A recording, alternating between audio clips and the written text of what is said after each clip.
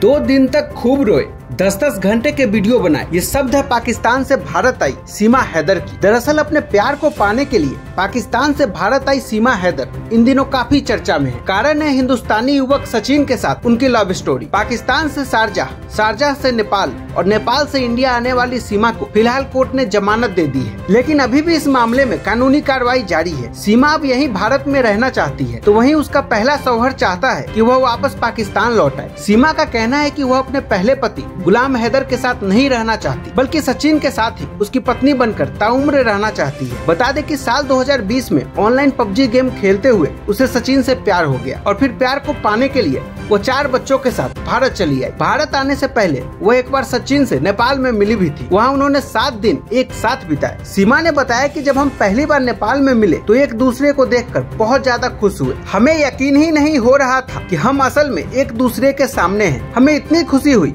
कि एक दूसरे से अलग होने का मन ही नहीं कर रहा था, लेकिन तब हम सिर्फ मिलने के लिए आए थे। हमने 7 दिन साथ में बिताए। फिर 17 मार्च को हम दोनों को अपने अपने देश लौटना था, लेकिन वापस लौटने की तारीख जैसे जैसे नजदीक आ रही थी हमें उतना ही बुरा लग रहा था। उस समय हमें नहीं पता था कि हम दोबारा मिल भी नहीं पाएंगे। 15 और 16 मार्च को तो हम दोनों पूरे दिन बस रोते ही रहे। हम एक दूसरे से दूर नहीं जाना चाहते थे, लेकिन मजबूरी थी, इसलिए एक दूसरे को समझाया। हमने 2 दिन कैमरा कमरे में ही रिकॉर्डिंग पर लगा दिया। 10-10 घंटे के वीडियो बनाए, वो इसलिए कि अगर हम दोबारा नहीं भी मिल सके तो इन्हीं वीडियो को देखकर एक दूसरे को याद कर लेंगे। सीमा ने बताया जब वतन वापसी हुई तो वहाँ मैं रोज इन वीडियो को देखती और सचिन को याद करती रहती। सीमा ने आगे बताया कि उसने अपने जमीन बेच दिए, बदले में उसे 8 लाख रुपए मिले, जिसमें से 3 लाख रुपए नेपाल ट्रिप में खत्म हो गए। फिर जब उसने तय किया कि उसे अब अपने 4 बच्चों के साथ भारत आना है तो उस समय 12 लाख रुपए की टिकट बुक हो रही थी। इतना पैसा उसके पास नहीं था। उसने अपनी समस्या सचिन को बताई। सचिन ने अपने लाला यानी जहाँ सचिन काम करता है उनसे बात की और उनसे रुपए उधार मांगे, तो लाला ने यह कहकर मना कर दिया, सचिन तू ऐसे ही किसी की बातों में मत आ, हो सकता है कि वो महिला फ्रॉड हो। सचिन ने फिर यह बात सीमा को बताई। तब सीमा ने कहा कि तुम फिक्र मत करो, अगर हमारे नसीब में मिलना लिखा होगा तो हम जरूर मिलेंगे। सीमा ने बताया कि फिर बाद में फ्लाइट के टिकट सस्ते हो गए और उसने सबसे सस्ती वाली सीट बुक करवाई ताकि वो बच्चों के साथ भारत आ सके। फिर वह शारजाह से नेपाल पहुंची। नेपाल से फिर 15,000 रुपए की टिकट लेकर प्राइवेट गाड़ी से वह भारत पहुंची। सीमा ने बताया कि जैसे ही उसने भारत में एंट्री की तो वह खुशी से झूम उठी, कानों में हेडफोन लगाए